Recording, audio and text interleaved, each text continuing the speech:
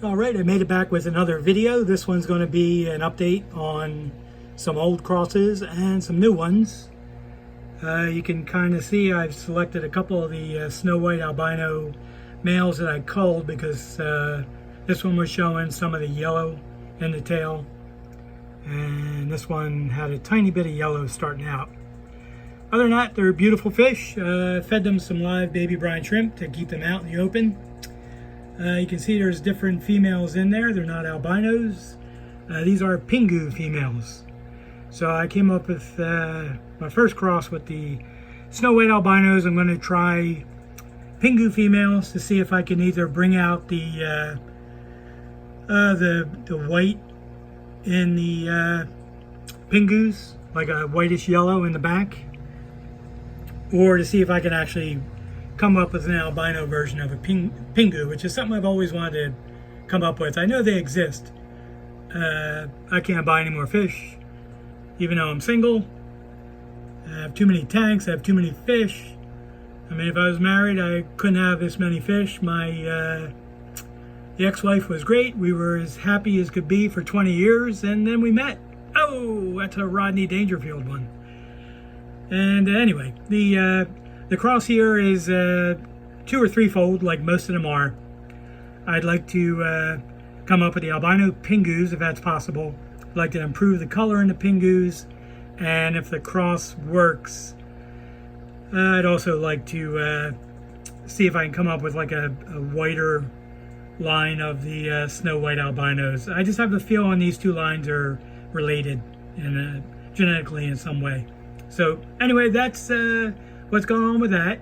I'll update a couple more crosses coming up next, and be right back. All right, I'll continue on. This is the drop of 10 babies I got from a longfin, extremely long dorsal black Moscow female I sent to an IFGA show. She came back. There was 10 babies in the bag. So I've grown these babies out separately. I have 8 black-eyed, what looks like black Moscow females. You can see this one's got the long dorsal. Well, they all have the long dorsal growing out, which is just something I like. It's really not anything anybody else probably cares about. And I have 2 albinos, which I'm trying to focus on. One of them definitely looks like a female. You can see she has the, she turns to the side, long fin, long dorsal as well.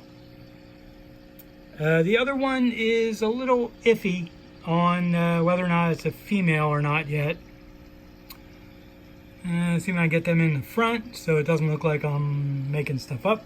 That's the first one. And where is the other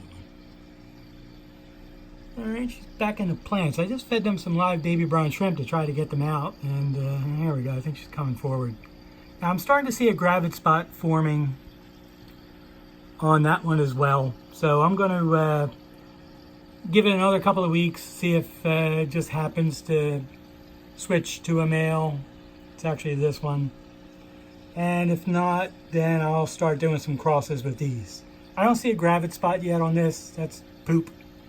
So I'll see. It's got a longer dorsal. There's no color yet, which I didn't expect.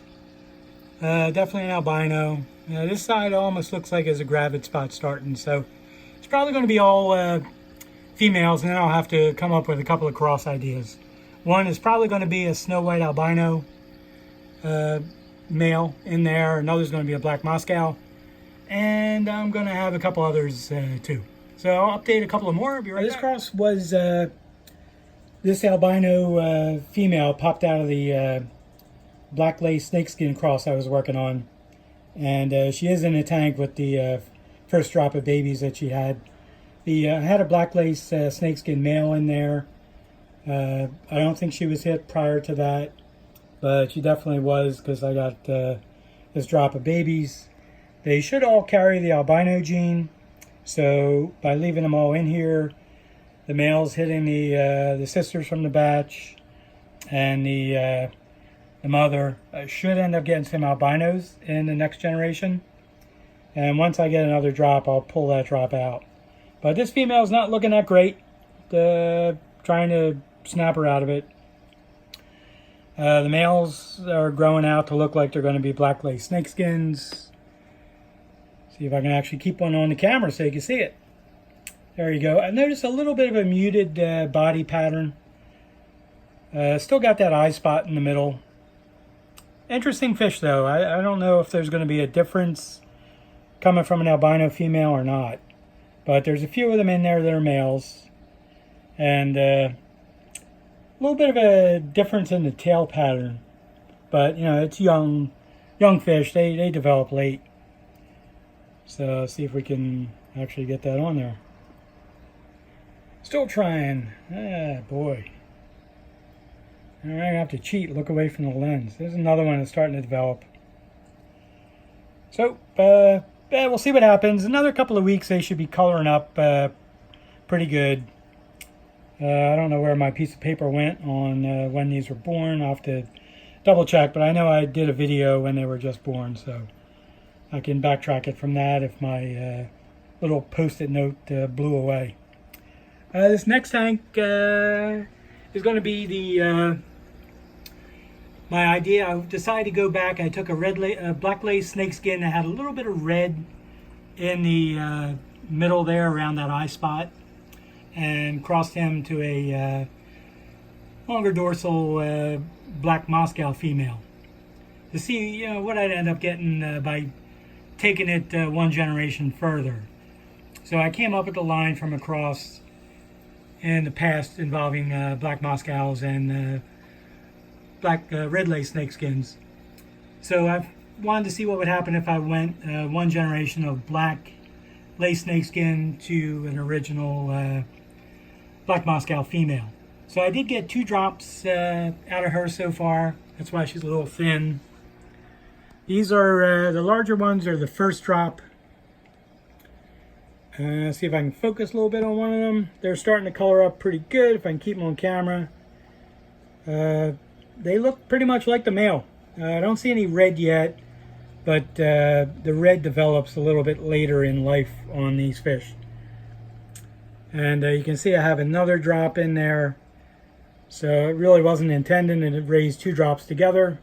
So once I free up a tank, these larger ones are going to come out. But I like what I'm getting out of these. It's got more black in the body by far. Some of them have like a little bit of an eye spot right there, only on one side of the body. This one has it as well. It's a little harder to see on that one because there's a lot of black in the body.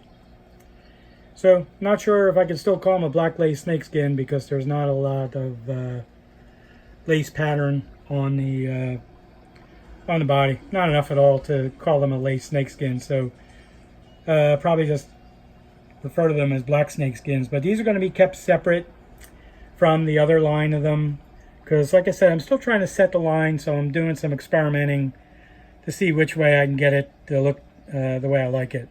Now, these females look just like black Moscow females, the way they start, which is a difference with the black lace snakeskins. They really look more like a snakeskin fish with not too much color in the tail. So anyhow, that's something that's going on with some of the crosses I'm doing.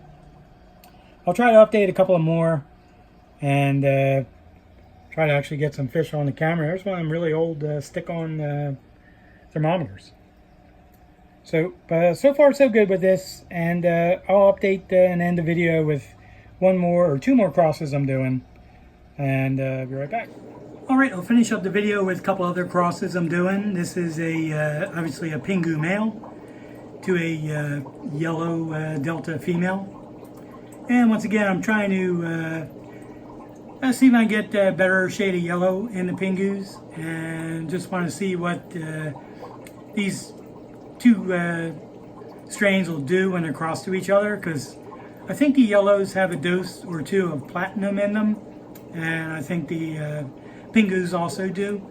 So this cross has been set up for a little while. You can see the female is young, but she's definitely been impregnated by either this guy, which is most likely because I put her in when she was very young, or one of the Pingus. So I'll see what I get with the first generation, but it's an interesting cross, something I wanted to do for a while, and it's underway.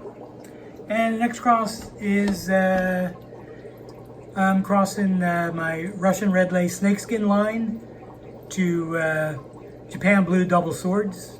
I have a couple of objectives in mind. I want to see what the Japan neon blue trait does with the Russian red lace snakeskin. I think that'll produce a very interesting cross. So I did a prior cross of adults. These are juveniles. I just put the males in. The fry that are in here are from the first drop of a couple of females that were in with a Russian red lace snakeskin, a very large one that I had sent to an IFGA show. I think he came in second or something. I forget which one. But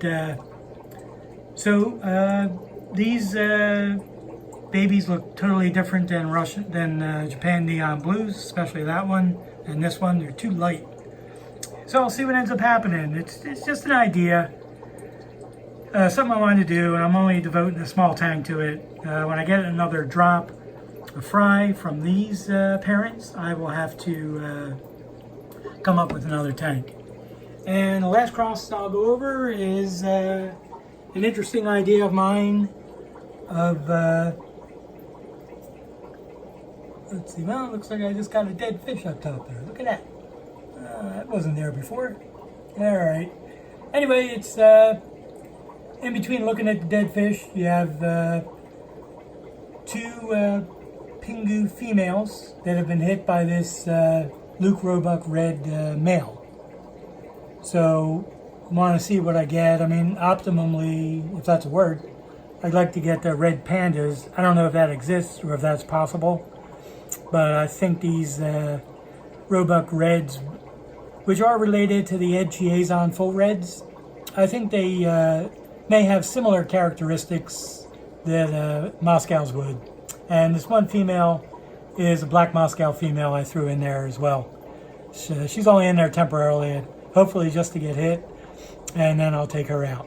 But anyway, sorry about the dead fish, but everything else is going good. This cross should produce something half decent. It's an interesting idea, and I'll update these crosses in the future. Thanks.